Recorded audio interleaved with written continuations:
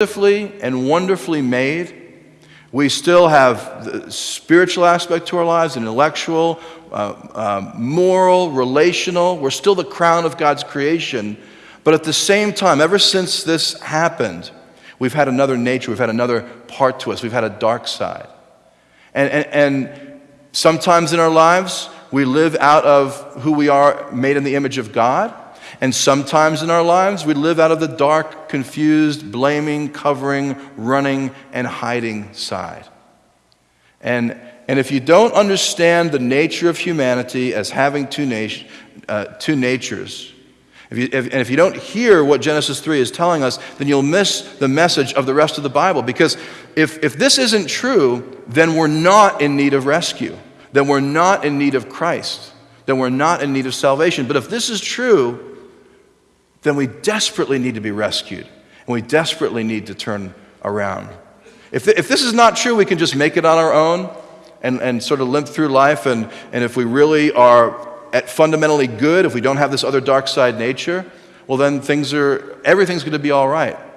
But this explains so much, doesn't it? And it explains so much because it's true. And so God comes in the scene and says, look, you've changed things now. I set things up to be good and right and perfect. You had a choice and you blew it. And so this is what's going to happen. And he gives a word to the serpent, and he says, look, to the serpent, there is going to be a dividing line in humanity. Okay? There is going to be your side, serpent, and my side. And some will follow you, and some will follow me. But at some point in the future, I'm actually going to send someone whom you'll have great conflict with, serpent. And you will attack him like you've never attacked anyone before. You will bite at his heel, but guess what's going to happen, serpent? Sorry for pointing at you, Medina. Guess what's going to happen, serpent? You're going to bite at him. You're going to mortally wound him, but he's going to crush you.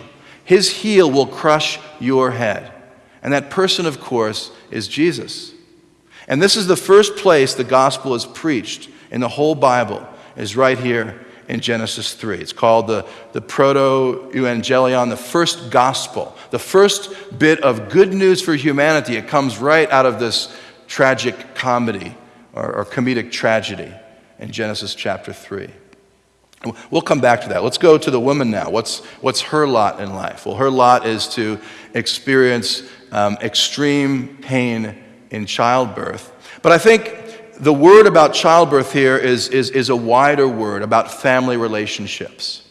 And I think what's being said here, and I'm not alone in this, by the way, it's not an original thought, is that family relationships, God designed them to be really, really great. I mean, just awesome, giving, loving, serving. But because now sin has come into the world, okay, there's going to be not only physical pain in childbirth, but family relations, because he talks about the relationship between husband and wife here.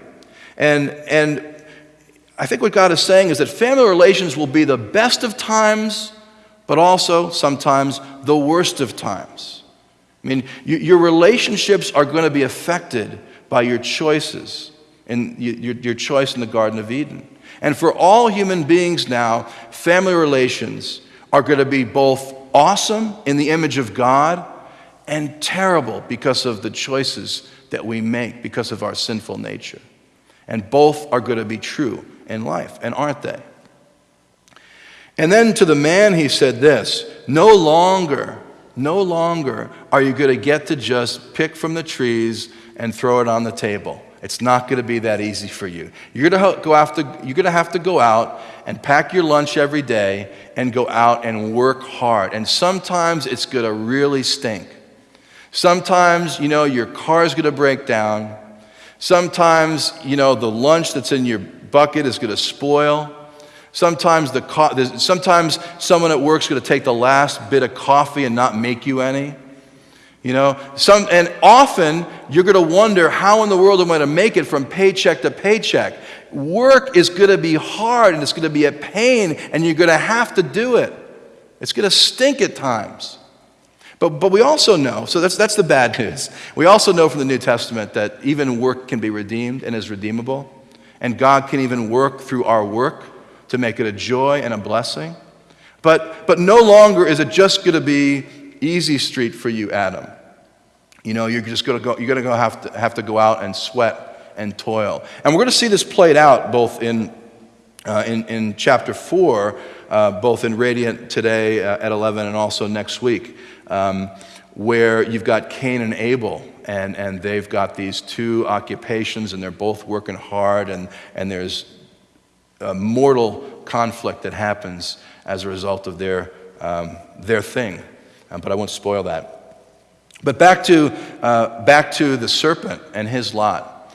I think for us, the message of this, of course, is to look at the mistakes that were made in the garden and reflect on how we make those same kinds of mistakes in our own lives. And now knowing the rest of the story in the whole New Testament, how can we make different choices? And Marianne's message was right on. Look to the Lord. Look to His Word. Know His Word. Know what His Word says. Don't get deceived. Don't make God to be out this spoil sport who doesn't even want you to touch the tree, or the fruit. I mean, get your mind clear. Any of you watch the series Friday Night Lights about high school football? And the coach on Friday Night Lights, before the team goes out, he says, I think I'm quoting him accurately, clear heads, full hearts, let's go and win. And that's what we need. In a confusing world, in our families, in our churches, in our communities, we need clear heads, we need full hearts, we need to look to God, and we need to decide which side are we going to be on. We're going to be on the side of history that is definitely going to lose and get crushed, or are we going to be on the side of history that is going to crush evil and bring God glory? And it all comes together in the offspring of Eve, Jesus. And Jesus is the one in whom all this comes together. And if we come to Him and realize that He is God in the flesh, and if we come to Him and offer ourselves to Him and accept His salvation as a free gift, and then follow Him day by day, sure, we're going to struggle. Even for the Apostle Paul, he said, I don't do what I should do, but I'm misquoting him here badly, but his two natures, even for the best of apostles, we struggle against ourselves. But in Jesus, we can have ultimate victory. And in Jesus, we can have a clear head and a full heart. We can go forward to serve God. So let's learn some lessons here. No running, no hiding, no covering, no blaming. No need for that. Because God is willing to receive us just as we are and to help us to get our lives sorted out as we come to Him. Let's pray together.